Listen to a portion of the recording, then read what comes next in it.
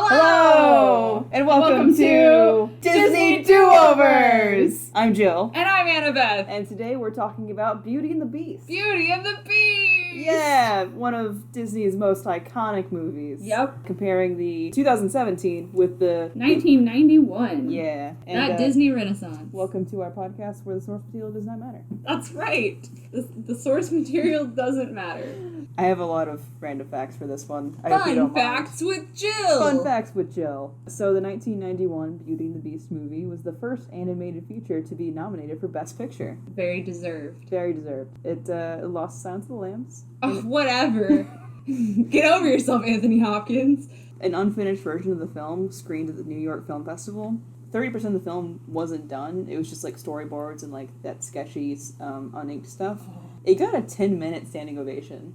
Holy crap. Yeah. I mean, I would probably give it a 10-minute. And then something I didn't know, which you probably actually did know, it was the first animated feature by Disney to be written by a woman. What is her name? Linda Wolverton. Linda Wolverton. She also wrote Lion King and Mulan. I think she co-wrote those. So she's basically the greatest thing that ever happened to Disney. To be fair, she also helped to write, or just did write, the 2010 Alice in Wonderland. That's the one I was going to say, which was good. It was fine. I thought it was pretty good. If you're comparing that one to Beauty and the Beast and Lion King. Well, yeah. Okay, literally, I think Beauty and the Beast and The Lion King are Disney's two greatest animated features of all time. I can agree with that. Linda Wolverton is like a queen. She did good. I love her. I want her face on a t-shirt or something. I don't know. They should build a statue of her.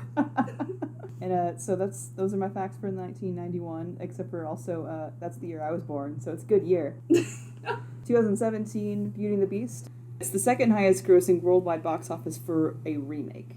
And it's second only to Lion King 2019. Of course. Which Disney's popular. That makes sense. Yeah. No, that makes complete sense. Furthering that idea, its first teaser trailer was viewed 91.8 million times in the first 24 hours. And 8 million of those were me. Which at the time put it in the top slot for most viewed. It's since gone like way down. It's like below 20. Because Rachel's watched the Mulan trailer more than that. Yeah, Mulan's beat it. Lion King's beat it. Currently the most viewed trailer is Avengers Endgame. Okay, yeah. It's it's got like 280 million. This is only like the first 24 hours viewed. Okay, yeah. The 2017 movie was nominated for production design as well as costume design for the Oscars. The what?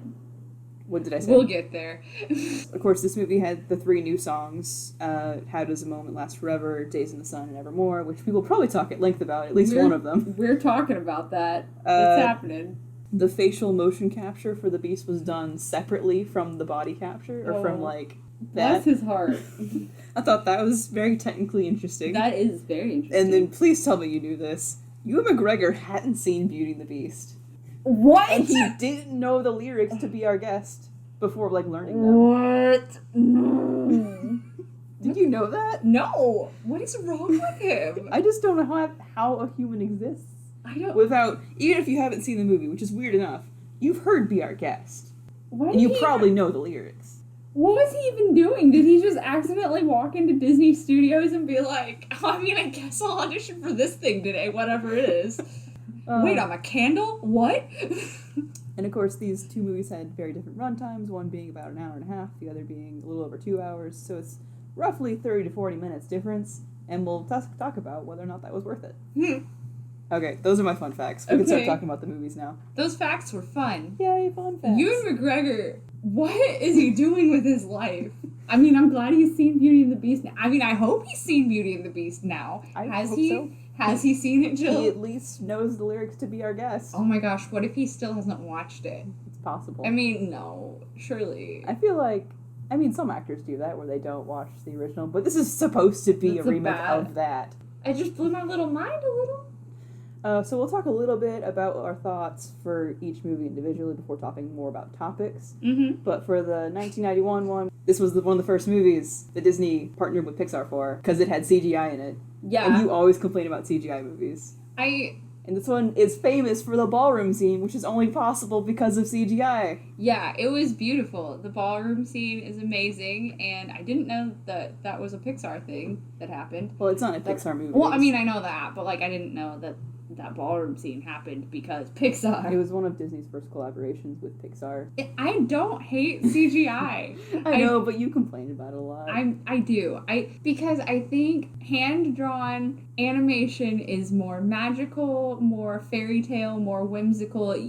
It's beautiful in a completely different way than CGI is, but, like, computer animation is still beautiful in its own way. I just prefer the warmth that I perceive from hand-drawn animation more. And I'm fine with things like the beautiful ballroom scene. Like, some CGI in an animated movie that is hand-drawn animation is fine, as long as it doesn't look like Pocahontas too. But, I mean, yeah, no, I do not complain about it a lot, I just lament it a lot. Like, it's fine to have plenty of CG animated movies, but I wish that someone would still give me some nice hand-drawn Disney movies, please. And I will say also for the 1991 version, I was forced to watch the remastered version because that is what is available to me, and I don't like it.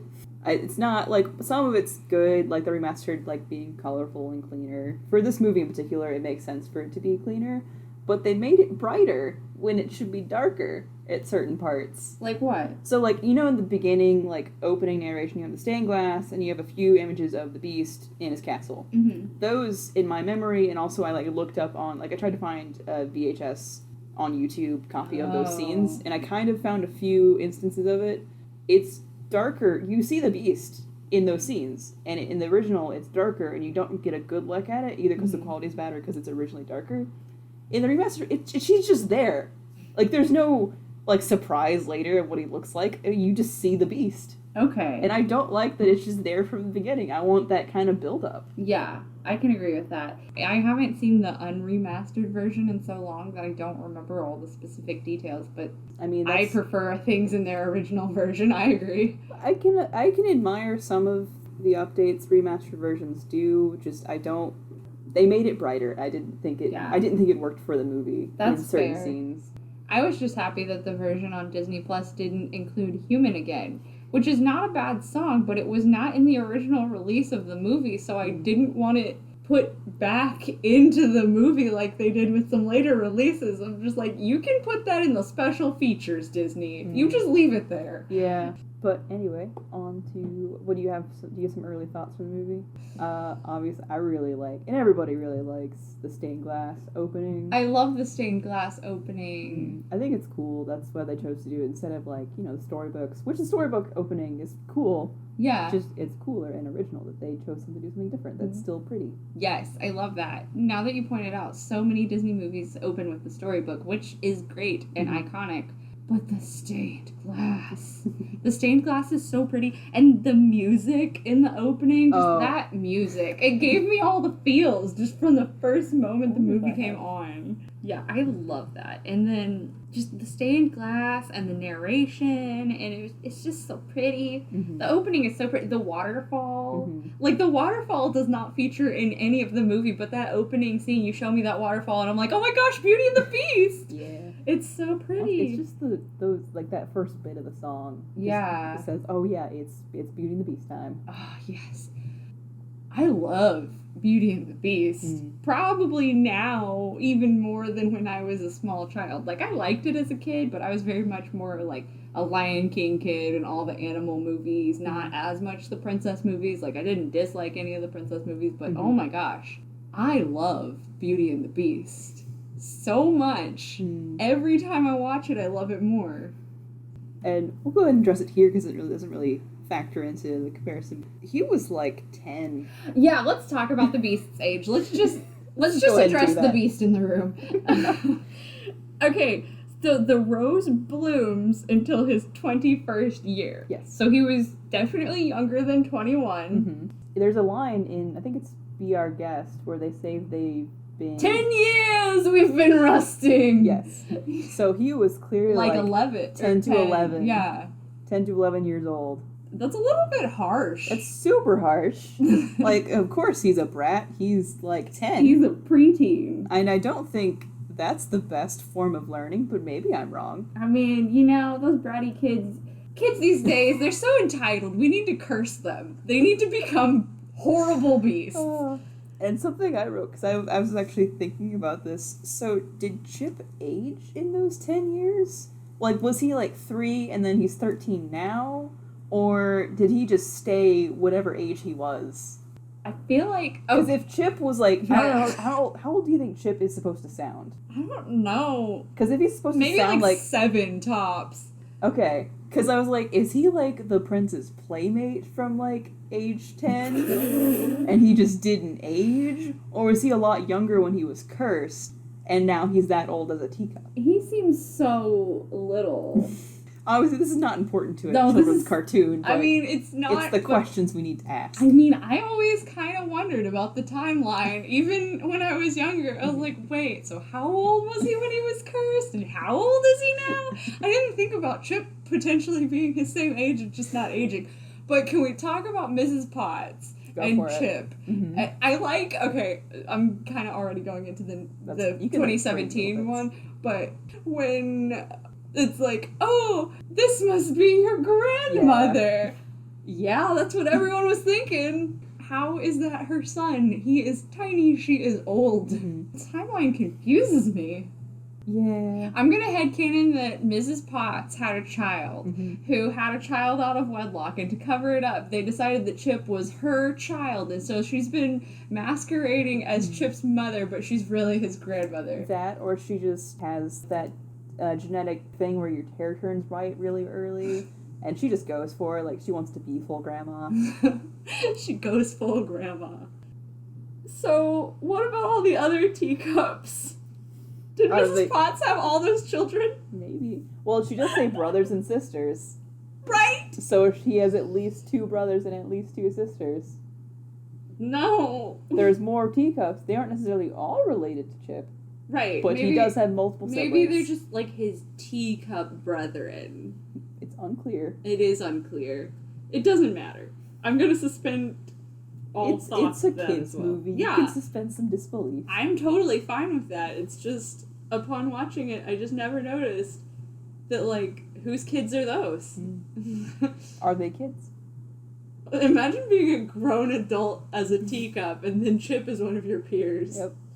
And then another related to the timeline, but not exactly, was like I'd written at some point in my notes like why they're...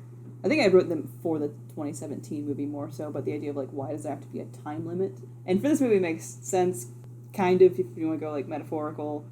You have a time limit up until you're 21, because by the time you're an adult, you should stop acting like a kid. Mm-hmm. To the extent of like being bratty and not mature. The live action one, he was already not a child. Like, why is there a time limit at all? Like, why can't he just keep trying until he dies? Be a beast forever. Yeah. I don't know.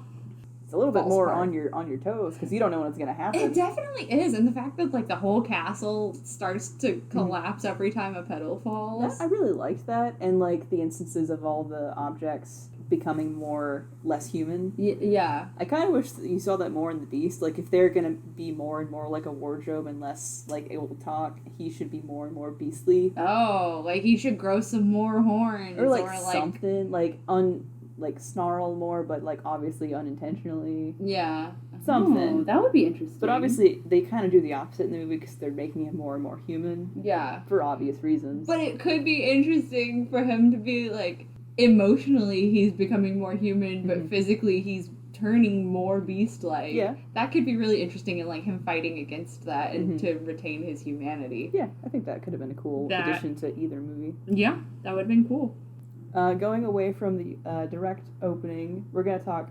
You probably have more to say about, like, the opening number, but I just want to say that Belle wants to make libraries happen, because she's borrowing books from the bookseller. I know, right? I don't think I've ever noticed that before. Oh, you haven't? Maybe I had and just forgot, but she straight up is not buying something from someone who is selling that thing. Yeah.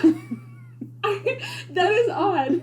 She's an odd girl. She's a funny girl, that Belle. Yep. Yeah, it made a little more sense in the live action one because it's not a bookstore that she's borrowing books from. It made a lot more sense. Yeah. And also there's a lot fewer books in that, which makes a lot of sense because the town is supposedly being mostly illiterate. Right, Like, why is there a bookseller in this town when no one reads except Belle? Mm-hmm.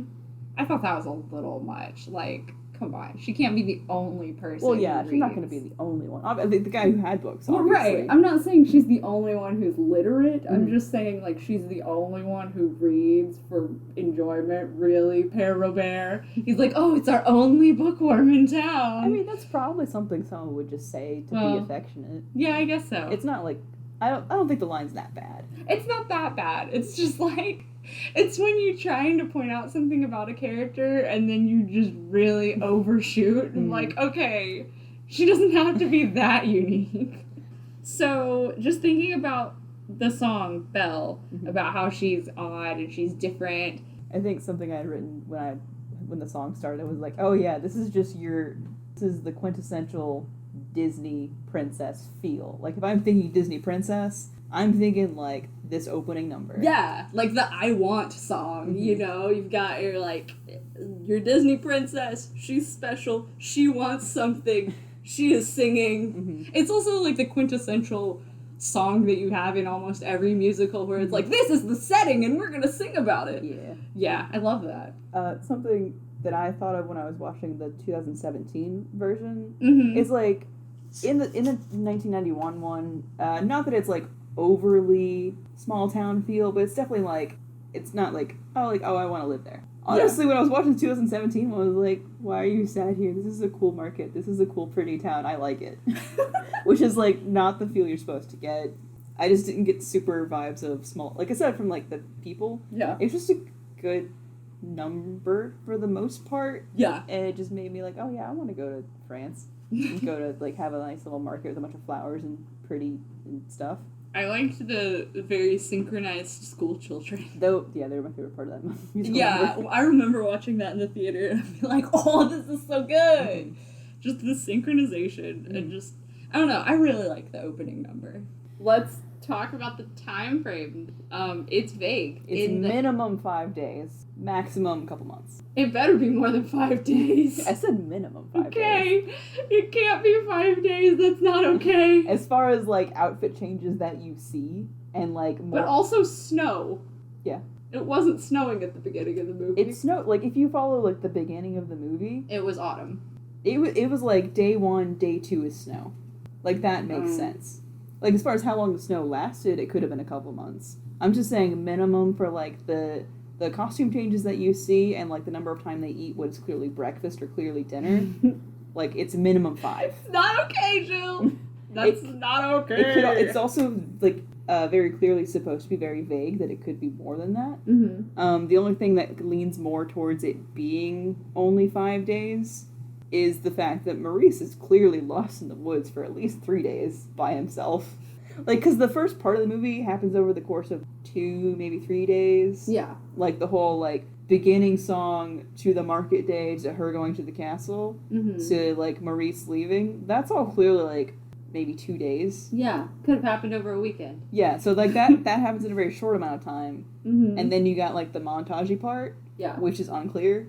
And you got the ending. We're gonna lean toward it was a long, long time. The only problem with that is during the montage, or during the same time as the montage, Maurice is going back to look for them, and he gets lost in the woods. I find it very hard to believe that, and at the same time, LeFou is also waiting for them outside. He doesn't have to, like, wait outside all the time, but he's clearly shown to, like, be a snowman. Yeah. It's as if he's, I know, right? He's a snowman! Yeah. But those two things are clearly happening at the same time as the montage, and you're expected to believe they're happening for anywhere from 3 days to 3 months. I'm just gonna say, Maurice was lost in the woods for 3 months. But yeah, it's purposely unclear, which is good. Yeah, that's a fine. very good part of the movie. I can suspend my disbelief at anything but it's 5 days. Please, no. That's red flags everywhere. Stockholm Red dot. syndrome, yay! No! Okay, what are we talking about now? Whatever you want to talk about.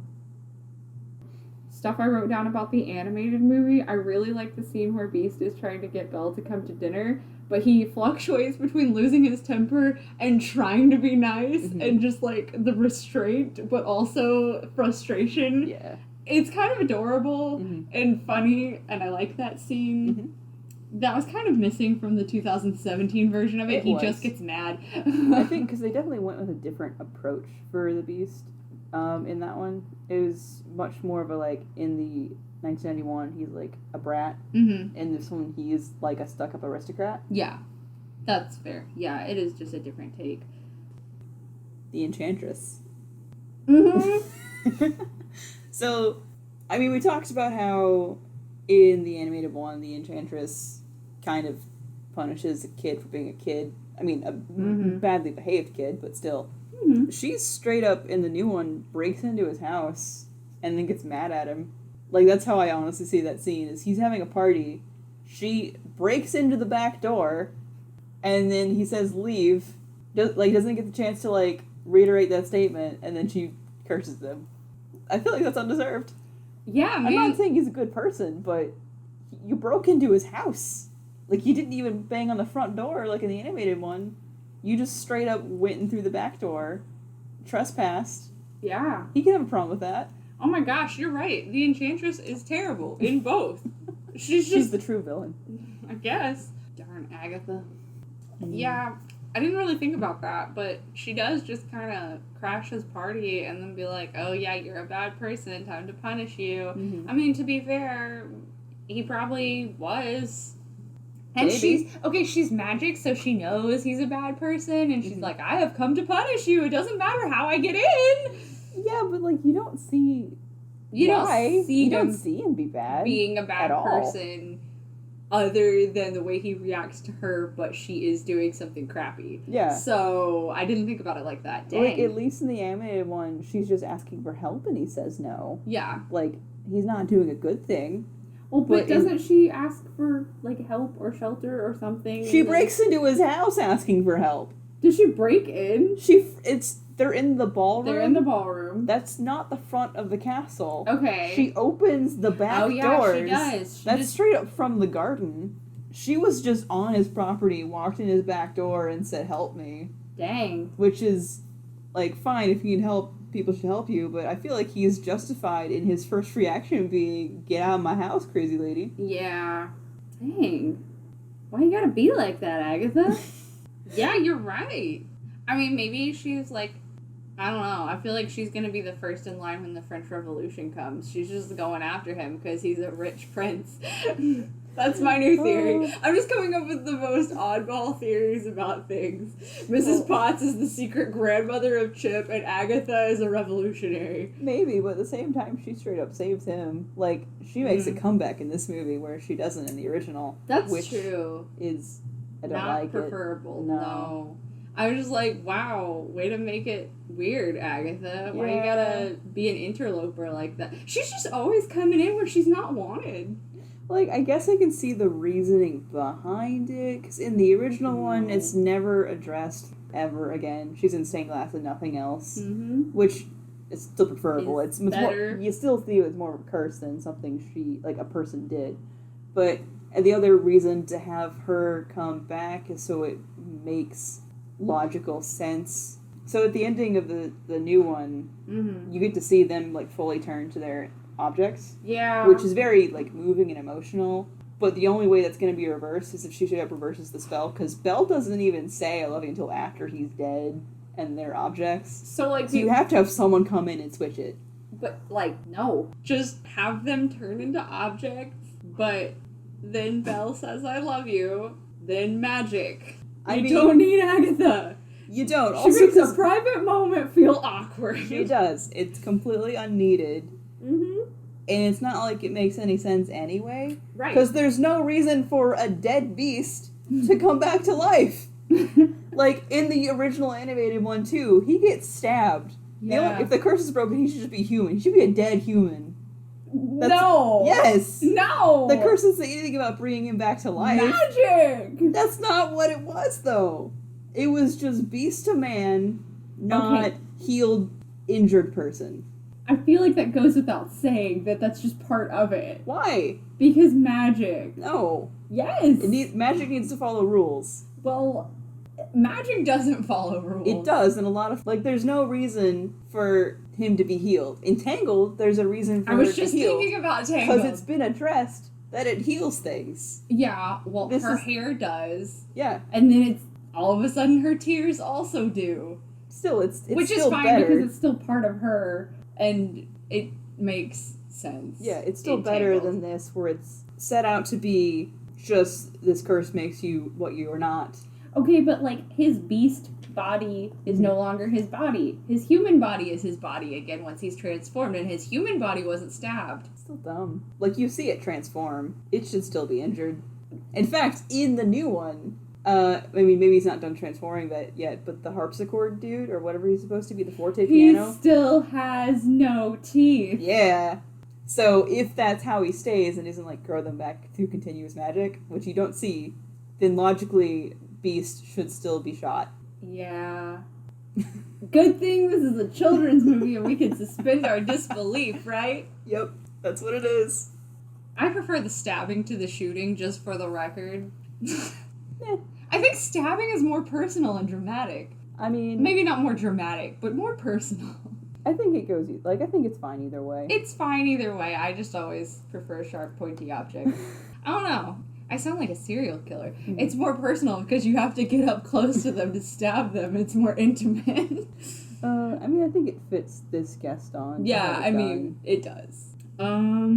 It was a cool touch that they added that the Enchantress made everyone outside the castle forget everyone who was in the castle, which totally explains why they're not like, man, what happened to the monarchy? Yeah, makes a lot of sense. So that made sense. It was a good addition. It was a good addition. I think a lot of times in these remakes, they try to explain away things that they don't need to explain in the first place, but that are seen as plot holes in the original movies. So they're like, oh, we gotta cover up all the plot holes.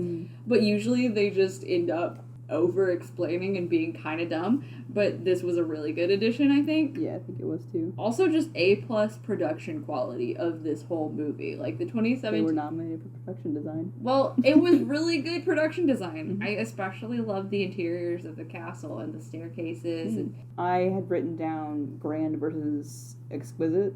In the 1991 one, like, the big appeal to me in the scenery is how grand and big everything is. Like, that's the appeal. Like, yeah, it doesn't feel, like, super, like, detailed because the scale of it just feels so good. Whereas this one, they don't have that, but it's fine because they make up for it in just how detailed and exquisite and, like, yeah, Richard Aristocrat's gonna have that awesome of stuff. Anything that made you feel good from being grand in the original, they tried to replicate by it being that gorgeous. Yeah. I guess is a good word. Yeah, like, it was very... There were fine things. It was exquisite. I like that you said grand versus exquisite. When you say grand, my mind immediately goes to the library scene in the original, in the animated one. It's just such a big library. But this one, they make up for that in other ways. Like, just how pretty the staircases are. Yeah, so I agree. They're both good. Like, the production design definitely... Bringing up the library, I just, as another change they made, I personally really liked that you don't... I'm raising my eyebrows really hard. You can't see it because this is audio. The reason I like a little bit of what they did with the new library scene is it makes her to have a reason to like the Beast. They have the same interest. The only thing we know about Belle is she likes to read. So it makes sense she should also front for someone who likes to read. Oh, wow. I literally never thought about it because I was so perturbed by how much of a dick the Beast was. I mean, sure, you can be mad at that, but really, what reason does she have to fall in love with the animated Beast? But, like, okay, yeah. Because he doesn't read. In fact, in one of the sequels, she teaches him to read. Yeah. Like, what do they have in common? Like, why do they like each other? This one at least gives you a reason. They could have something in common to talk about. Oh my gosh, I guess. Wow. I saw the library scene very differently.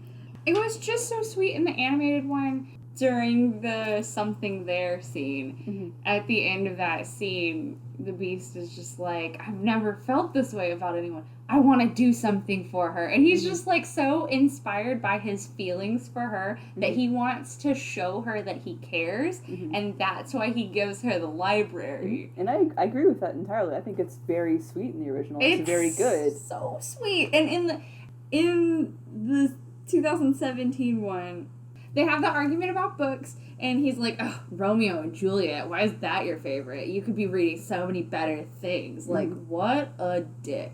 And then, like, I get that it might be him actually wanting to be nice, but still trying to put up a front if he's not nice, maybe. But it just, when he gives her the library, it doesn't seem like he really thought about, like, oh, I want to do something for her that she would really love. It's just like, well, if you have such poor taste, here, educate yourself. And then he takes her to the library, not even knowing that she's gonna love it. It's not like a thoughtful gift. It's like, he just wants to show off because, like you said, they took more of a rich aristocrat kind of path with him in this version of the movie, where he's just like, let me show off another symbol of my status and privilege. Look how wealthy I am. I have so many books and I have better taste than you. I didn't see it as, like, showing off. Not showing off, but just, like, he takes it for granted that, like, he has so much better stuff and he therefore has better taste. That's also not how I took it. I took it to be, he thinks, like, his view of certain kind of books being good is correct. Yeah. And he was going to show her, see, these are good. I'm going to show you these books. Yeah. She's flabbergasted by the library, period. They have something in common. Like, they both really like to read, probably because he has nothing else better to do. Right. Like, yeah, it's different from the animated one. The animated one was very good. I just happened to think that the way they did it was, honestly, came from a good place and was pretty good overall. See, you're kind of changing my mind because I'm not really changing my mind, but you're giving me something else to consider. I didn't really think about it as them having something in common. Because, like, that's the only... Because I had written notes about, in the original, like, the only thing that makes her weird, like, and stand out is that she likes to read. Yeah. So that is the big defining feature of Belle. Yeah. That she likes to read. So she should have somebody who also likes to read. But imagine if that was, like, your thing. You love to read. And then your supposed love interest here comes along and insults your taste in books. Well, he's still the Beast. He's not grown into the good person that he is just yet, so he shouldn't be nice about it. That wouldn't make any sense. Yeah. And, like, you can have different tastes in books in the real world and in this movie, and they can, like, they haven't had the chance to come to common ground on what they like, and we found out he does like romance. Yeah. Yeah, I mean, that is a good point about them having something in common. Because what reason do they have to like each other in the original? Like, yeah, the montage is sweet, and you root for them, but what's there? Like, something's there, but I don't know what it is. What is it, Mama? I'm not old enough to know, apparently. Because in the new one, I felt like their romance was the most rushed part of the movie, and that I didn't really feel the, like, oh yeah, I'm so, like, aw, they're so cute, you know? I also agree with that. Like, yes, they have more reason to like each other, does not mean that I felt much of the romance. Yeah, I did not feel the romance. Except for the scene on the bridge when they're walking in the snow and she's reading the poetry. They had, like, a moment there, and I liked that. That was a good moment. So, like, they also put in this one a reason for the ballroom scene to begin with in, like, a throw-off line. Yeah, like, that was which cute. Is what you assume happened in the original, but it's not said. Yeah. The idea that they were just, like, talking, like, oh, we should have a dance. Like, oh, no, we're actually gonna have a dance? Dang it, why did I say that? That was cute. I think that really was adorable. Cute. Yeah, I feel like you didn't get as much adorable Beast in this one as you do in the animated one, because he has just, like, those adorable facial expressions in the animated one. But you do get some kind of adorable Beast in this. Like, that scene and just, like, when he was trying to make a joke and she's like, are we making jokes now? Yeah. That was cute. It was actually cute. You're making me like this movie more by pointing these things out. And to be fair, I feel like the theme overall of this podcast series is going to be me saying, okay, when I rewatched it, I wasn't so taken aback and thought it was bad. I feel like that's going to keep happening over and over. It's been happening with me, too. I'm just like, it's not as shockingly bad as I remember. Granted, when I watched the 2017 Beauty and the Beast, I really enjoyed it. I did think some parts were dumb from the get-go, but I overall really enjoyed it. And then I started thinking about it more and seeing and watching more reviews about it, and I was like, oh, they're right. Oh, yeah, that's true. Yep. And just the more I thought about it and the more I listened to other people's thoughts about it, I was like, yeah, it was kind of bad. But on rewatching it, it really wasn't that bad. Yeah, I mean, I've heard you talk about how you don't like it, and that's affected my views, but on rewatching it, I'm like, it was fine. Yeah, it actually was pretty good. It's not gonna be the original. It's not a trendsetter like the original one. It didn't like do something new for the most part. But they did. But it's good. They did go in different directions. It wasn't an exact carbon copy of the animated one. No. They did try to put new stuff in there. Mm-hmm. I think some of it worked and some of it really didn't, and we'll get to that soon. Let's talk about Ewan McGregor. I think this movie is better than most Ewan McGregor movies because he's singing. For all of you out there in the audience who don't know, every time I watch a movie with Ewan McGregor in it and he's not singing, I'm disappointed. This movie did not disappoint me. Hooray. Did it not? Not on that front. Ah, okay. No, the fact that Ewan McGregor was singing was the opposite of disappointment. I didn't like his fake French accent at first. Like, when I first watched it, I was like, he's not very good at that. But I actually was totally fine with it this time. He wasn't so bad. You know, he probably would have had a better French accent if he had watched Beauty and the Beast. I'm just gonna talk about Be Our Guest. The After All, Miss, This Is France line, and then the guillotine was probably my favorite thing. On my first viewing of the movie, that was my standout favorite part. It was good. I loved it so much. The guillotine just made it. Mwah. Just air kiss right there. I think the mirror scene at the end of the new one looks like crap. The mirror scene at the end of the new one? When she has the mirror and it's like, here's the beast, look at him. Yeah. I hate that. It looks so bad. It's not great. It's like you don't see the beast. You don't see any magic, which, I mean, I guess they didn't want to do that like in the animated one, but I think you don't get any sense of why they should be afraid. You don't see anything. You see the beast. Barely. Okay, but you see the beast. In that crappy mirror. Can we talk about something that's not the mirror? The book? You talking about the book? Can we talk about the book? The insert expletive here. Book?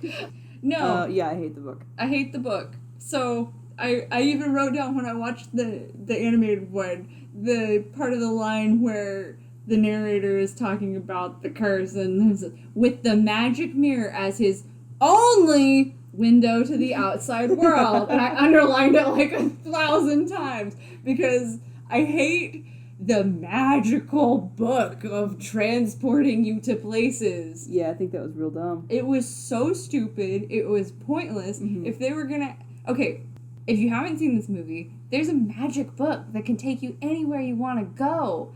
And it's the cruelest part of the curse because there's no place in the world for a beast like him.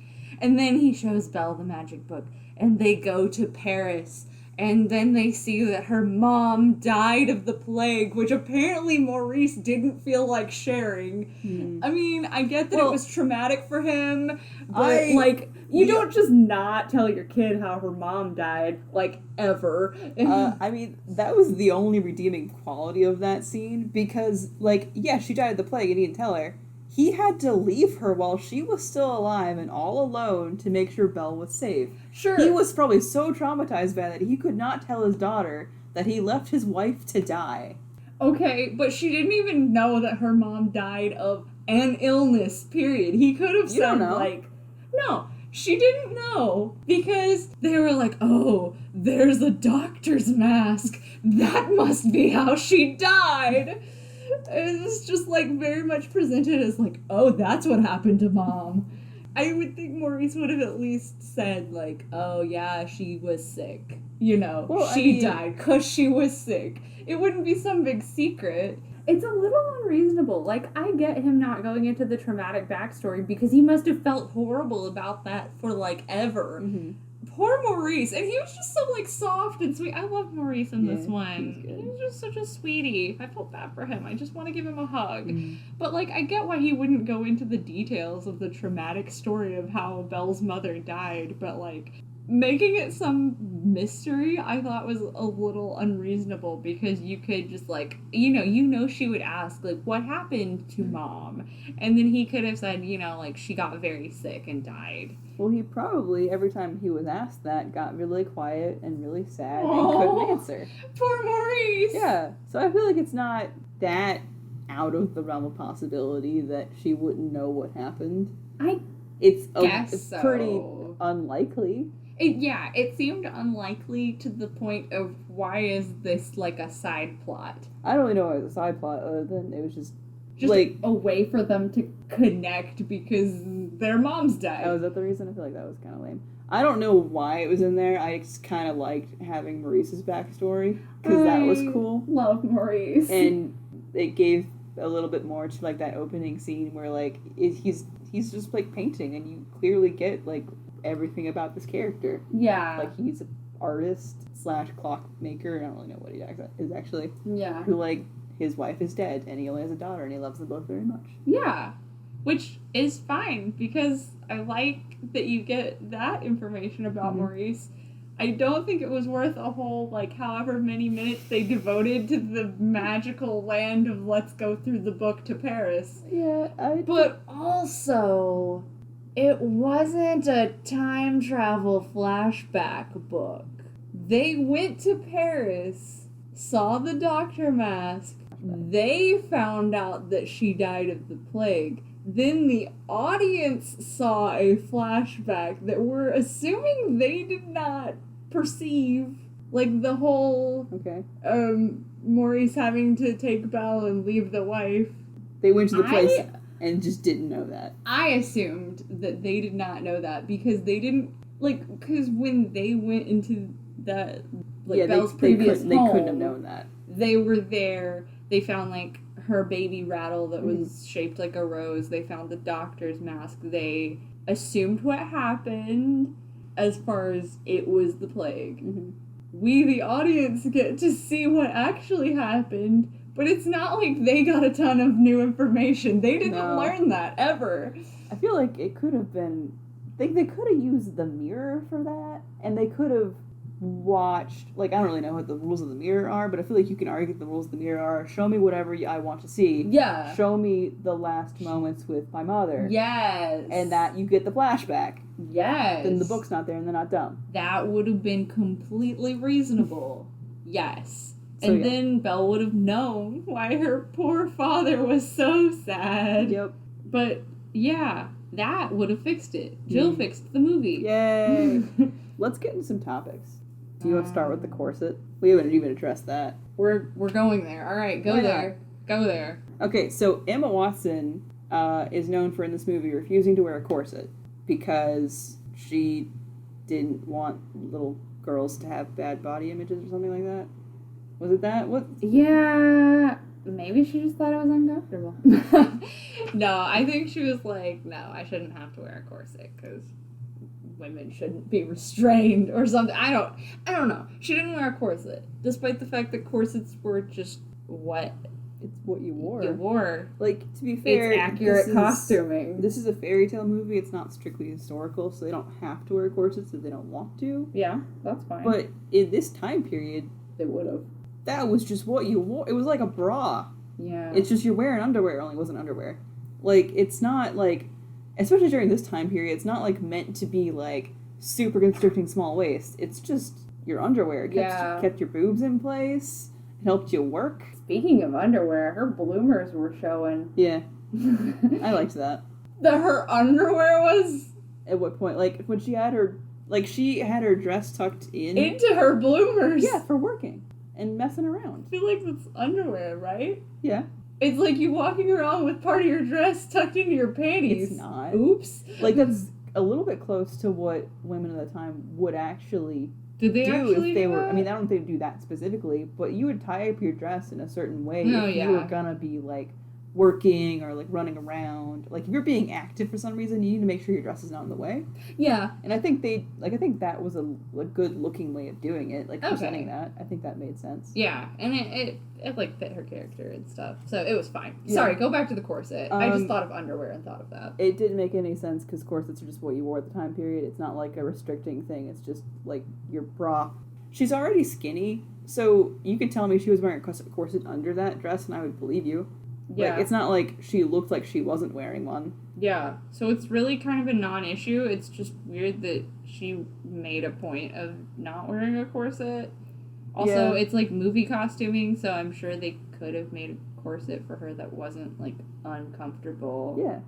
So, you don't have to have Lily James waist for this movie. Lily James. You can make like a really loose fitting or just kind of like structured dress. It's not a big deal, and I don't like when people always think corsets are the same throughout every time period, because they're not. They're like anything else that changes over time. Yes, there was a period of time where they were a lot more focused on a skinny waist, but that happened much later, and for the most part, it was never as big of an issue as people think it was. Can we just do costuming as a topic right now, since we are? I hate that I'm about to say this. The dress was not as heinous as I remember it. I still think it's bad. It didn't look as much like a cheap prom dress as I thought it did, but we're talking about the yellow dress, by the way. The very blatantly yellow, not golden dress. I mean, I don't care if it's yellow or golden. I just think it didn't look golden. Like, if you think logically from the movie standpoint, she would have had to have gotten a dress from his house. Yeah. Because she didn't have one of her own that was like that. Sure. So anything that he would own would look gorgeous. Because he liked pretty things. Yeah. That was not a dress that I think he would have owned. Like, it looked fine and pretty, but in a more casual sense. Yeah, it wasn't good enough for a grand ball dress. Yeah. I think whoever designed that really dropped the ball. If you're going to say, like, there's detailing on the dress, it didn't show up enough to matter. Mm-hmm. It didn't have enough grandness to it. Like, it was pretty. Like, I would own that dress. I just don't think it was... You would? Sure. It's fine. It's pretty. I think it's a pretty dress. It's just not good enough. Like, think about what people were wearing in the beginning scene that was, like, all white. Right? Like, all of that was more what you would expect. It was so grand, so fluffy, so... Like, would she really find something like that belonged to the Beast? No. I just don't think it makes sense. Especially for such an iconic scene to recreate. They should do a little bit better. Yeah, they really should have done better. Like, not that it's a terrible dress. It's not as terrible as I remember it. Everything was so shocking the first time I watched it. I was just like, wow, I love this, or wow, I hate it. And the dress was one of the things that was, wow, I hate it. Because it just looked like a dumpy prom dress. Like, yeah, the little gold detailing was not... It didn't show up at all. They had to emphasize that it was going onto the dress, and then you never saw it again. It didn't have, like, what do you call that? Not ruffles. It didn't have, like, just whatever you call the way it looked in the animated movie. It didn't have, like, those layers of fabric all beautiful and perfect and giant and textured and perfect and golden. And I forgot I had fun facts about the dress, which were going to be more of a punch if you, like, had still a lot of venom for it. I can definitely muster up some more venom. It was just, like, facts about the dress, just to spur on your hate. Do it! It's fun. It was made of 3,000 feet of thread, 12,000 designer hours to construct, and had 2,000 some kind of crystal. I don't even know what that is. Frickin' how many hours? It took them in total... I think I wrote 12,000 designer hours, whatever that actually ends up meaning. Oh, okay, I'm mad. I'm mad again. I'm mad all over again. Those poor designers and seamstresses, they wasted 12,000 hours on a subpar dress. Like, maybe, I mean, obviously that's going to combine multiple people working at the same time. Doesn't matter. But that's still a lot. That's a lot of hours. For not a very good dress. Not a 12,000 hour dress. No. Like... I hope that if someone spent 12,000 hours on a dress, it would look like a beautiful vision. And this just looked like okay, that's there. Like, I feel like when we talked about Cinderella's dress, I'm sure I complained about the new one not being the same as the old one. Because it's not white? Because it's not white. But anyway, Cinderella's dress in the animated one is iconic and gorgeous, and I love it. In the new one, It's not the same, but it elicits the same feel. Okay. Like, it's got that big grandness to it. If you see it and you think of, like, what Disney is marketing the dress to be, like, in all the merchandise, that's, I mean, they did it. It's not, it's like that. Yeah, okay, that's Cinderella's dress. It's a little bit different, but it's Cinderella's dress. This is not Belle's dress. This is not Belle's dress. Nothing about it would make me as a little girl be like, wow, I want a dress like that, Mommy. Go to the Disney store and buy me the expensive dress. Like, no. It's probably a lot easier to produce, though, for kids to buy. You could just maybe that's the reason. Make it in bulk. That being said, the ballroom scene, we'll get back to costuming, but that moment when the lights change and they spin. It's so pretty. It's so pretty. And it's the part in the ballroom scene, because I started watching the ballroom scene in the 2017 one, and I was like, this really doesn't even get close to capturing the magic of the animated ballroom scene. They look small and isolated in a very large ballroom, but it doesn't look intimate and warm. But then the spin part and the light change, and I'm like, oh, the magic. But yeah, that was really pretty. I agree with everything you just said, too. Yeah, it just looks kind of, like, cold before that. And then when the lights changed, it was warm and magical, but I don't think it was necessarily something that should have waited for the lights to change. I think it should have been warm the whole time, but then it could have gotten more magical. Or at least, like, built up to it. Yeah. Not, like, clearly be kind of not as good and then good. Yeah. Okay, sorry. Let's get back to costuming, because that's the topic we were on. I liked Belle's, like, main dress. Yeah, I think that looks good. It was cool with the bloomers out. Yeah, I really liked how they made her kind of like that tomboy. She kind of does whatever she wants. And like, if they're going to make her the adventure type, she's going to, like, look it. Yeah, if she's going to be... they put book pockets in. Yeah, book pockets were cool. And, like, at least that's another reason why the townspeople might think she's weird if she goes around with her dress tucked into her bloomers. True. She had some things with some cloaks. She had some things where the sleeves were too short to be out in the snow, but, you know, not a big deal.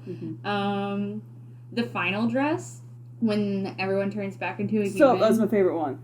That is definitely by far the best dress in the movie. Like, why couldn't they take that and make it gold? Yeah, they could have. I mean, not the same literally. style, but, like, why couldn't they take that level of pretty and make it the gold dress? Yeah, like, I really liked her dress. That was such a beautiful dress. The only complaint I have about it is that, was that supposed to be her wedding? I kind of assumed. I assumed so, because she was wearing a white dress, which was kind of also my complaint about the dress was absolutely beautiful. But everyone in that scene was wearing white, except for the Beast, who was wearing a nice blue suit, which was really nice looking. But Belle didn't stand out from the crowd. It could have just not been her wedding, which is just as easy of a thing to say. Well, no, that's not what bothered me. Like, I'm fine with it being her wedding and her wearing a white dress, but maybe, like, the other women could have worn, like, a pale pink or a pale... Are you saying you want her to stand out because it's her wedding, or you want her to stand up just to stand out? Just visually, the Beast, or the Prince, stood out in his blue jacket, but Belle's outfit was the same color as everyone else's, so as the main character and just, like, visually I feel like she should have stood out, but I loved the dress. I can agree with that. Yeah, like, if the other women had been wearing, like, a different color or just a pale version of another color, just something to make her stand out because it's her movie. I hadn't really thought about it because I just thought it was supposed to kind of mirror the opening scene where everyone's wearing white. Yeah. And, like, it's still pretty. Obviously, at the time period, they didn't wear white dresses for weddings. And I didn't think about it. But that's a very good point. He stands out a lot. Yeah. And she doesn't stand out at all. Exactly. So I just wanted... Either he could have been also wearing a white suit, and it could have really paralleled the beginning where everyone was wearing white. But he wasn't wearing white. Well, no, he wasn't. But I think I really like the idea that, like, the two of them together would stand out. Yeah. Either they both need to stand out or they both need to blend in. But I don't think just the Prince should stand out and Belle blend in. Belle especially shouldn't blend in anywhere because she's a funny girl, that Belle. Yes. But her white dress was absolutely beautiful. And they won for... no, they didn't win anything. They were nominated for costumes. Well, maybe then people were just looking at that dress at the end. Also, the costumes were generally good, except for the yellow dress. Yeah. To be honest, like, Well, I like Gaston's big red coat. It was very good. I think there's a big flaw in your costume design if only one of your main characters is standing out at the end. Like, yeah, that's a good point that you brought up. Like, Thank you. That's a fault in their costume design. Yeah, I do think so. We're talking about songs. Let's talk about songs. Okay. What you got to say? The Mob song is my favorite song. Maybe that's weird. The animated one, the new one, or overall? Okay, I guess if you're counting the new one, like, I have to think about Evermore and stuff. Yeah. But, like, from the original, the Mob song's my favorite. A big complaint I have about the new one is it doesn't matter at all. They cut out a line that's my favorite line the movie, but it's in the soundtrack. At least I'm pretty sure it's not. They replaced it with LeFou singing. Oh. I personally have always really liked the line about, what is it? We don't like what we don't understand. In fact, it scares us. I love that. That's been my favorite line for a long time. I mean, I like the whole song. The whole song is great. When I realized that that's what they were singing, that, like, for a while as a child, I just never, like, registered. And then one day I was watching Beauty and the Beast and I caught that line and I was just like, that's a really funny line and I really like it. Like, that's a good line because it's true of the human condition, but it's also just so explicitly stated that it does sound like an after-school special, so it always makes me laugh. It's so explicitly stated, but we didn't notice it for a long time. I know. That's why when I noticed it, I was like, wow, dang, they just, like, here is the theme. And it's just really funny. I love that line. I like the sound of it. I like when a lot of people sing together. It's a good sound. Yeah. I like 50 Frenchmen Can't Be Wrong. That's a great line. I just really like Is that in the original? Yeah, it is. Okay, I only It's noticed when they're about to pound down a door. I think I noticed that line in particular in the 2017 one. I love that line too, because France is funny. Yeah, I really like 50 Frenchmen Can't Be Wrong. They cut out my favorite line in the movie of the Mob song, but it's in the soundtrack. And maybe I'm wrong and just missed it in the movie, but I was listening for it. And they made... I don't think... LeFou has his own, like, changes to that song. Well, LeFou has some lines that aren't in the original from the animated movie. I like it. I like it too. It shows his character change. It's cool. Yeah, it is cool. I like it. So the Mob song is just a great song. I love any kind of, like, mob song. Like, in Clockmaker's Daughter, which is not related to this, but hey everyone, go listen to the cast recording of a musical called The Clockmaker's Daughter, because also, it's the people greatest. Who make The Clockmaker's Daughter, please just come to my town and perform it again. We love you. I miss it so much. Please. I can't just watch it whenever I want. No. Just so you know, when I go on work trips, like, and I'm driving by myself in my car, I just put the soundtrack on. I like how we're still just addressing Webern and Finn, the creators of Clockmaker's Daughter. Hey, just so you know, we listen to the soundtrack all the time. We really love it. It's really good. I listen Come to our town in Kentucky. Anyway, this is not a podcast about the Clockmaker's Daughter. No, but we have to plug the Clockmaker's Daughter because it's a great musical and everyone should listen to the soundtrack. I was talking about the feels of mob songs, and that made me think of Clockmaker's Daughter. It makes me think of Savages. Yeah, that too. That's a good mob song. Because I also really like Savages from Pocahontas. Mob songs are great. Yeah. Okay, so you said your favorite song, so now I get to pick my favorite song. From, obviously, we're just talking about the animated one, or kind of both, but... Well, we're just both. Yeah, we're going to have to talk about Evermore here in a second. But I guess in the animated one, my favorite song, they're all so good. Like, I love Be Our Guest, because just, like, the spectacle of it all, but my favorite song, I really love the Belle reprise, because that's, like, just my soul summarized, but I also really like the Gaston song, because I think the lyrics are probably the funniest lyrics in all of Disney. The Gaston song is so funny. I'm especially good at expectorating. I will say, why does he know that word? That's a good point. He's dumb. Why does he know that word? I don't understand. Is it the only big word he knows? I guess so. But yeah, Gaston's a good song. That's such a good song. an interesting change in the new movie was how LeFou has to basically pay everyone to sing along instead of like everyone thinking Gaston is great. He's like, okay, let me slip you a $5 bill so you'll join the chorus, which was funny. Also, I really like the dance break that they added. Oh, it's so good. It's so good. It gives me all those like those old world feels that stir up in my soul. It makes me just think of the stage production and stage productions period. Because I think was I going to bring up this one or another one? I was going to bring up the Bonjour song. The big thing I don't like about the new one, but also do like when they do it well, is during the big musical numbers, when you feel like there's a lot of movement, a lot going on. Like they do it really well in the Gaston song, and they do it really well at the beginning of the Mob song. But in a lot of them, I feel like they need better stage actors to dance or something. In Belle, as much as I kind of liked The Village, a lot of them were very stagnant.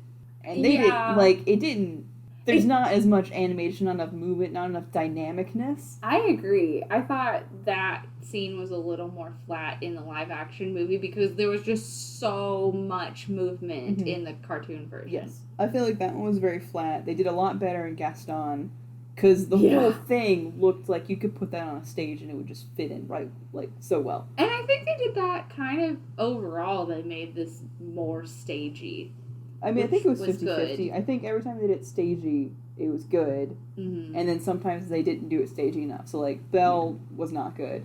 The second half of the Mob song was also not good. Like, the first half of it, 2 thumbs up. Okay. Very good. Very, like, a lot of energy going on. And they just kind of switch to their on horseback and kind of, like, very stagnant again. Okay. Yeah. And I feel like that's kind of the case for, I don't know, some songs are really good, some songs are really bad when it comes to, like, getting enough energy for it to seem like it's something you would put on a stage.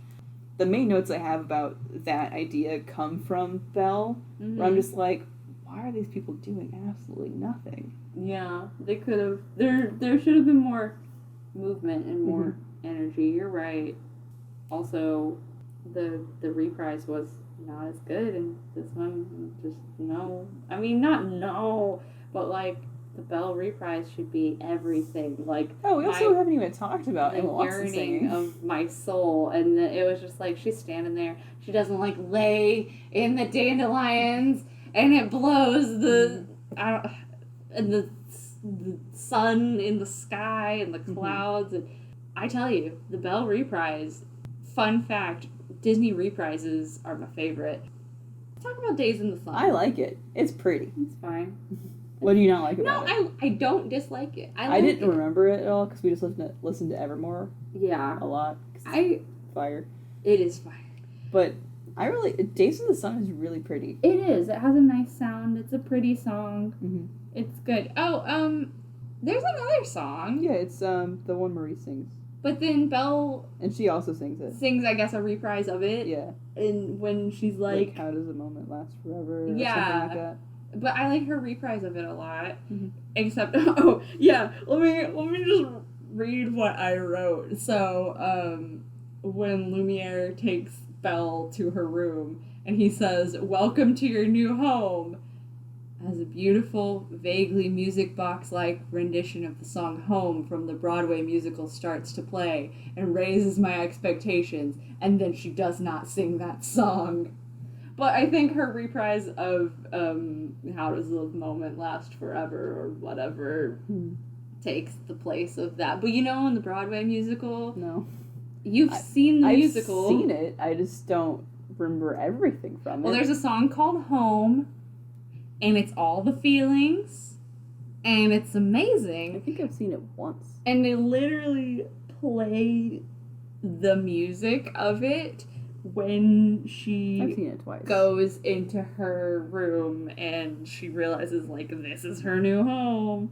And you hear the instrumental and you're like, oh my gosh, they're going to do the song. They're going to do Home. Nope.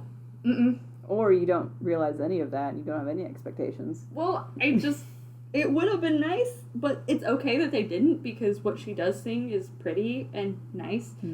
But at some point, she doesn't sing it at that point. But I just really like the song Home. Also, you should listen to it and just feel all the feelings. So, Maybe. no, just listen to the song, Jill. I got things to do. You can't listen to one song? Nope. I have to edit some podcasts. I'm gonna need you to listen to that song. Anyway, Evermore is fire. Alright, we're talking about Evermore. I mean, are we gonna talk about Evermore? I thought we were just gonna say, like, gush about how much we like it. It's fire. Basically... Dan Stevens carries the musical That's aspect true. of this musical. Yeah, Evermore is the greatest addition to this movie. Even when I was on the hate train and I was like, yeah, this is a really bad remake, my thought was, it was worth this whole movie, though, because we get Evermore. Evermore's a good It's song. so angsty and extra and excellent, and I adore every minute of it. I remember watching it in the theater for the first time and being like, oh my gosh, this is everything. Like, my point It's about so good. Dan Stevens carrying the musical aspect is he just took all of the power that Emma Watson's voice doesn't have and just put it in his own. He stole her musical soul. Like, he's like, has resonance, has a power, like, you feel like it's you feel the song. Mm-hmm. You don't get that for her, obviously. No, and she sounds auto-tuned. Like, not badly. It's not like the Annie remake levels of auto-tune. Just don't even watch that. But I think Emma Watson, in general, has a pretty voice. I think so, too. She does not have the power to sing Belle or any other song except Days in the Sun. Yeah. She doesn't have enough power behind her voice. They auto-tuned her a little bit, enough that people noticed. It's really not like an egregious auto-tune I don't think it's not noticeable personally. thing. And she's like pretty good, but she's not like a great actor either, so I could just think... I think her acting is fine. It's fine, but like, what if they cast someone who could sing really well and act really well? I think Emma Watson can act pretty well. She can't sing powerfully enough to fit Belle. Like, they should have, if they're going to use her, have a different singer sing for her. I mean, they used to do that in movies all the time. And I think Belle, in the animated one, even though, yes, she's animated, still has that Disney princess look of, like, not being overly expressive. She has really good eyebrows. And Emma Watson, I wrote down a note, I was like, her eyebrow game is on point. Like, in one scene toward the beginning, at least, I was like, oh, she is doing the Belle eyebrow thing. I feel like Belle's eyebrows are expressive in the animated movie, and Emma did that a little bit. I think Emma Watson was a fine enough actor. Yeah. They just need a better singer. Yeah, she was fine enough. I remember thinking she was a little flat. I don't know. Yeah, she could have been a better singer. I was about to just go into, like, Emma Watson and Belle in general, but we'll talk about characters in a minute, because we have neglected to mention the bright, shining stars of this movie, which are Josh Gad and Luke Evans. They can both sing really well and act really well, and just they're everything. I think my first note about them is they're perfect. They're so... Yeah, I literally wrote, LeFou is everything. Next note. And Gaston is everything else. Oh, that's such a good note. Because LeFou is the best acted character in this movie. Good job, Josh.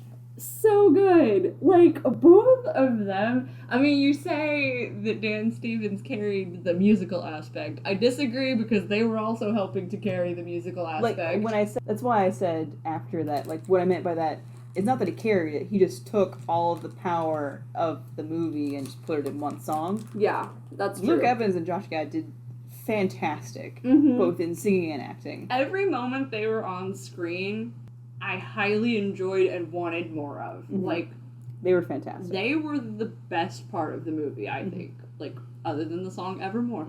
No, they were really, really good. They were fantastic. I really like when they're doing the Gaston song, and at the end he's trying to spell Gaston's name, and then he says, I just realized I'm illiterate.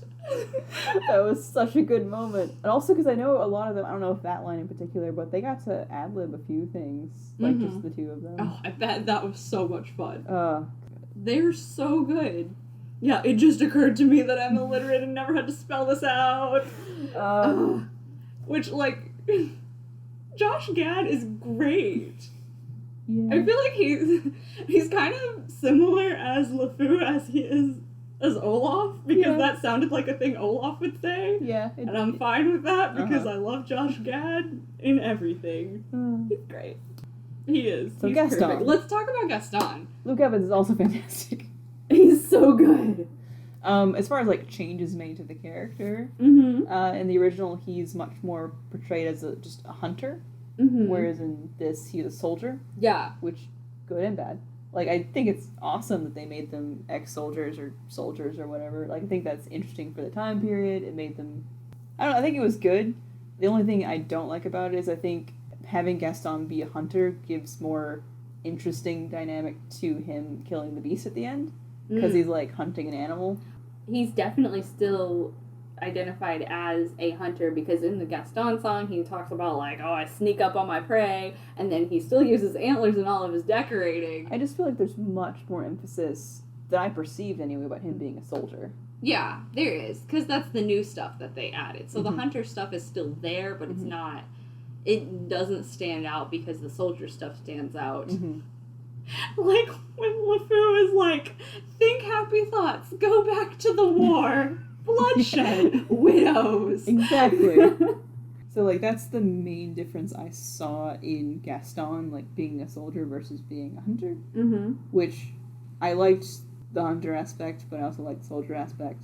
Yeah, the hunter aspect, when you were saying when he like fights the beast, I didn't even think about that, because I thought you were going to say his dynamic with Belle. No. Like, she's his prey and he's hunting her. That's also good. I mean, like, yeah, I thought that was the thing, but good point about the beast, too, Mhm. because he's going to put his head on the wall if you Yeah. killed him.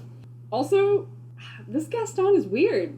Not, like, bad weird, because Luke Evans did absolutely everything right, Mm-hmm. but less evil, but also just as evil or more evil. He's a different kind of evil. Yeah. So like in the anime one, he's much more the animated villain, where he's evil for wanting to marry Belle and only wanting what he wants. Mm-hmm. And he does it in all the wrong ways, and he does it like in the sinister way of trying to get Maurice in the asylum. Yeah. Whereas in this one, he's a lot more bloodthirsty villain.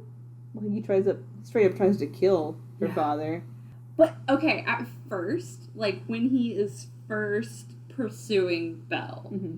in the animated one, I feel like he comes off much more brutish, much more like, you're gonna massage my feet while our children play on the rug. Mm-hmm. And, like, he's a little more subdued when he's trying to woo her in Mhm. this one. Where it's almost like when Belle's like that boorish, brainless, and you're like, he wasn't that bad. No.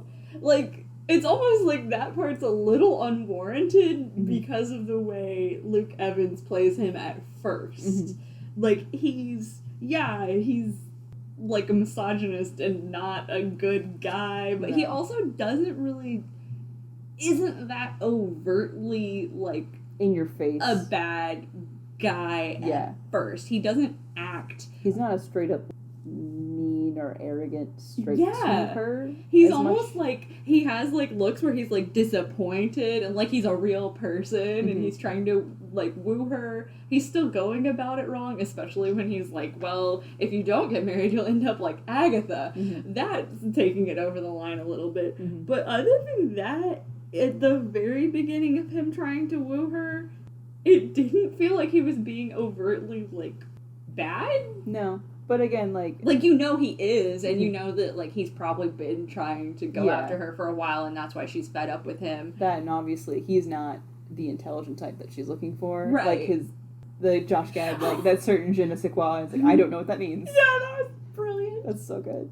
Yeah. Also, I didn't talk about it during the Gaston song, but just another aspect of Gaston that I didn't realize until this watch through, or maybe I did just forgot. The whole no one has wits like Gaston or something. It's with Matching Gaston. wits. He's playing chess and he's losing, so he just slaps the board away. I'm like, yes, that is Gaston. Yeah. That is good.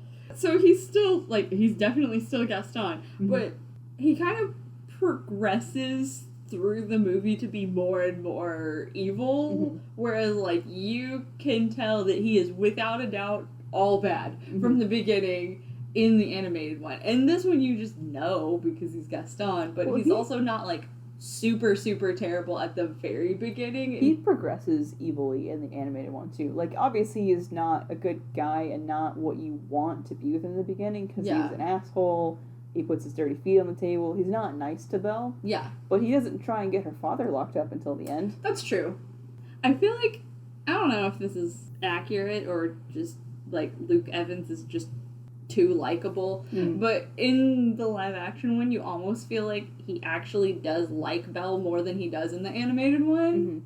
Like, I don't know. I can agree with that. Like, he actually cares a little bit more about her, it seems like a little. Maybe. Yeah. Not, like, cares about her as in actually wants what's best for her and her well-being, but, like, I don't know. In the animated one, it's definitely, like, she's pretty, so she's the best. And he still says that in the...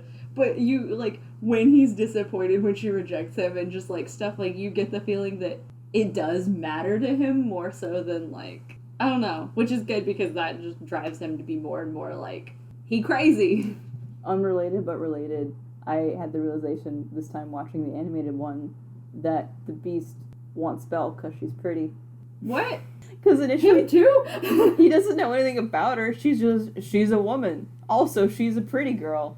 So all the more reason to woo her. Also, she's just there. I mean, she's a woman and she's there and she could break the spell. Yeah, but also it's said in the beginning that she's a pretty girl by, like, Lumiere and probably the Beast too. Yeah. Like, it's mentioned that she's pretty. Yeah. Which is just kind of funny. Because that's why Gaston wants her too. Yeah. Yeah, that's fair. The Beast is no better. No, he is. He definitely is. Side tangent, how messed up is it that the servants, at least they assume that they were cursed along with him because they did not intervene in his father turning him into a terrible person. I think that was, again, the movie giving reasons to why they were cursed.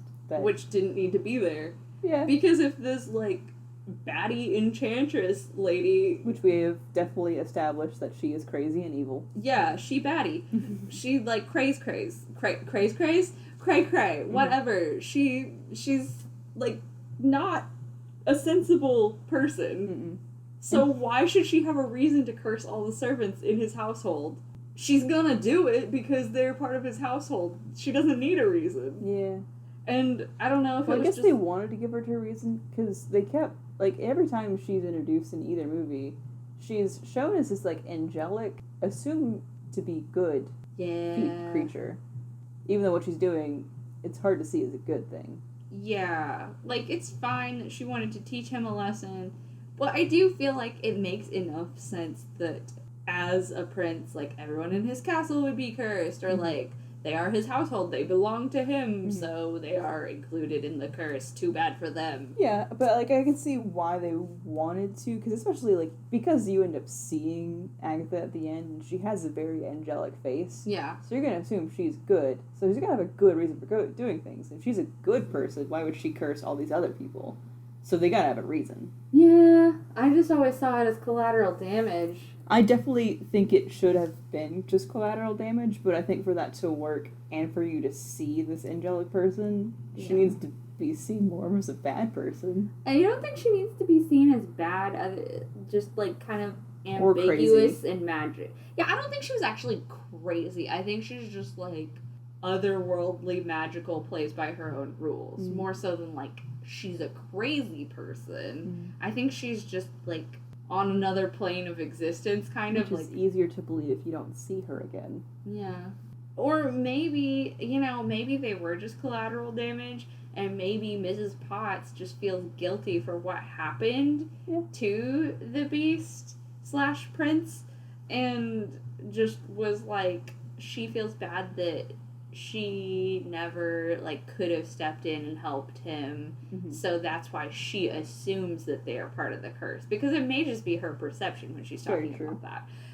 But if it wasn't her perception, how awful is that to curse servants for not defying the king, who could have just beheaded them for speaking ill of any of his choices? Another way to look at it is not that they were cursed, even though they were.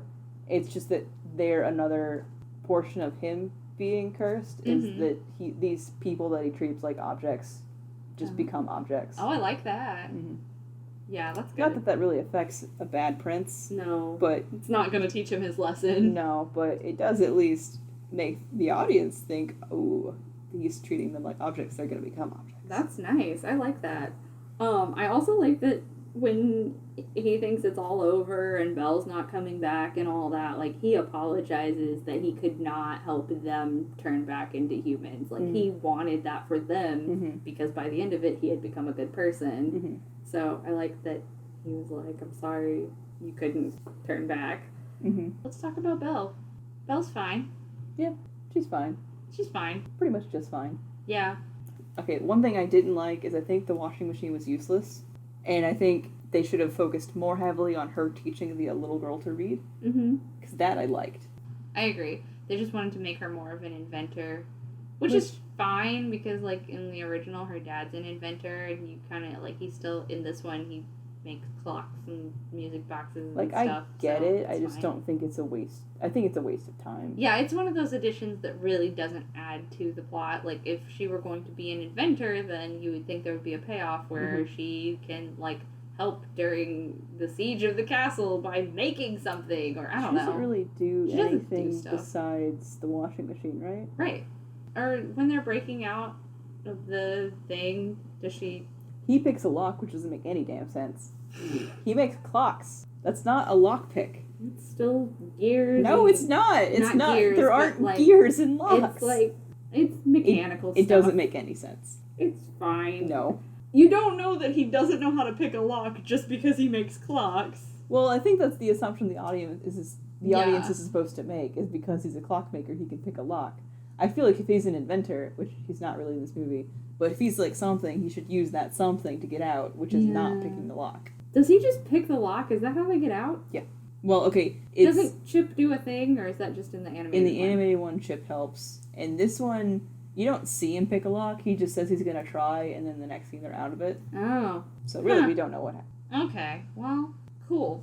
So yeah, Belle being an inventor didn't go anywhere. No. Emma Watson is fine. I generally feel like she's kind of bland, at least in this movie. She's okay, but she's not like... She's fine, yeah. She's not like... She doesn't stand out. You know, there are those actors who are, like, really compelling to watch and be absorbed by their presence. She's like not one of them. Like Saoirse Ronan.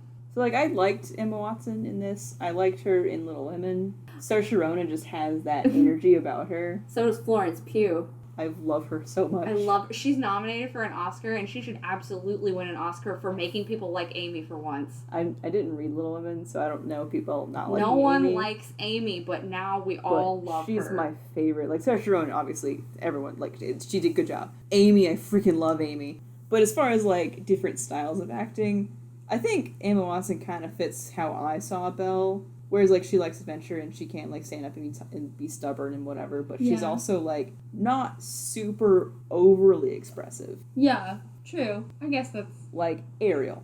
Yeah, she's more, like, in your face. Like, I would associate Emma Watson with Belle more so than Ariel. I don't know what I'm trying to say. Yeah. Like, their facial expressions fit more than, like, the more expressive princesses or more expressive actors. That's fair. And I do think Emma Watson was a good enough Belle. Mm-hmm. I don't know. She didn't make me, like, love Belle in the movie. I love Belle as a character in the animated movie.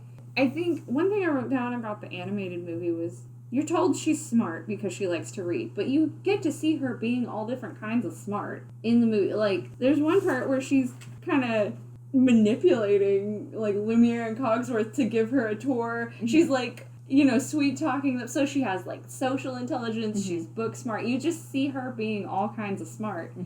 Emma Watson doesn't really do the, like, getting people to do stuff. Like, she doesn't use her wit. No. You're just told she's intelligent. Yeah. You see her make a washing machine because that's supposed to be our evidence that she's intelligent. I just don't think, like you're just saying, I don't think it's as good evidence for her being smart as what the animated one did. Yeah.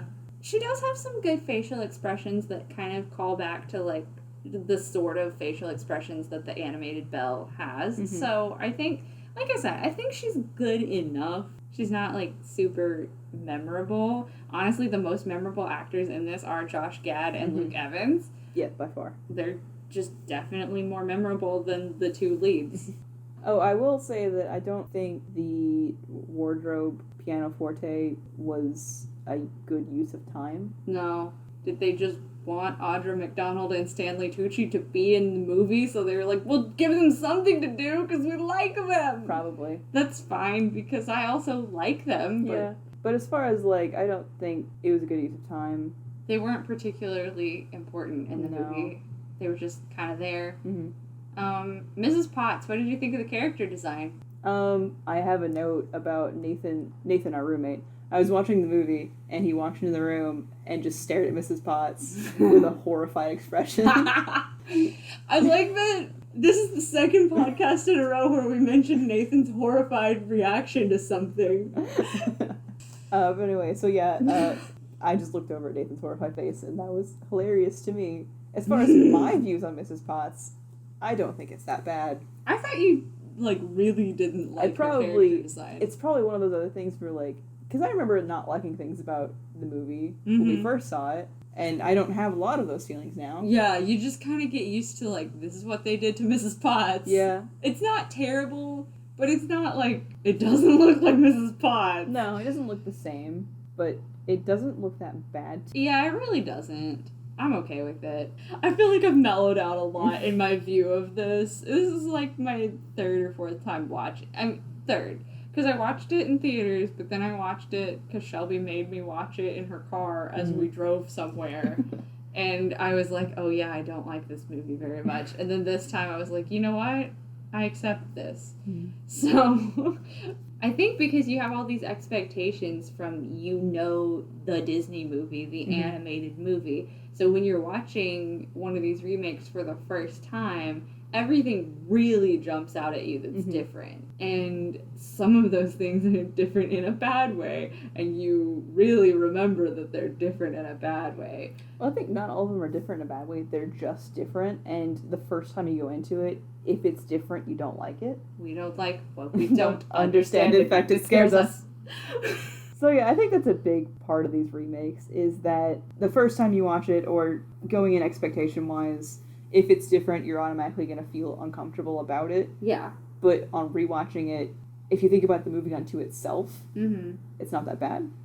I do think still they're not as strong as the animated ones, because they aren't yet doing anything different, aside from Jungle Book, but I didn't like Jungle Book still. I think most of the remakes try to do some things different. I just don't think Disney has really hit its stride for how to change it in a positive way. Well, I think Beauty and the Beast, although they made some minor changes, they didn't do anything spectacularly different or spectacularly period to warrant making the movie. Okay. Like, I think the movie's good, and I enjoyed watching it. Yeah, and same. there's a lot of, like, fun aspects that were new. Like, Evermore is awesome, and Luke Evans and Josh Gad are perfect. And yes. Seeing it as a musical, even though the musical is more of a musical, was cool. But the animated one is still so iconic, and it's the first one that kind of did its thing. This is, like, some of them are kind of copying note for note what the first one did. Yeah. This one's one of those. Even though it does something differently, it's following a lot of the same exact beats from the original movie. So I feel like ultimately that makes the movie more worthless. Yeah, like was it really worth doing? Like, less necessary to even exist. Which sounds harsh. It sounds really harsh. I like these remakes because I like the story of the original, and I really like adaptations. So I will watch the same story over and over again just to see how someone else did it in a different way. So that's why I'm like, I don't even care if it's bad. I just want to see what they changed and how they changed it. Like, I will keep watching remakes of Disney movies. I can agree with that. I guess I want more change. Like, I liked this movie. Yeah. We also didn't talk about the transformation scene in the animated one. Oh, we didn't talk about that. Just looks better. It's so much better. Like, it's so, like, fluid and, like, Roman sculpture, Roman painting. Yes. Like, the way his body moves. looks so good. That's I love that you said it that way, because that's such a good description of how it looks. Yeah, whereas in the new one, it's like, yay, it's Dan Stevens.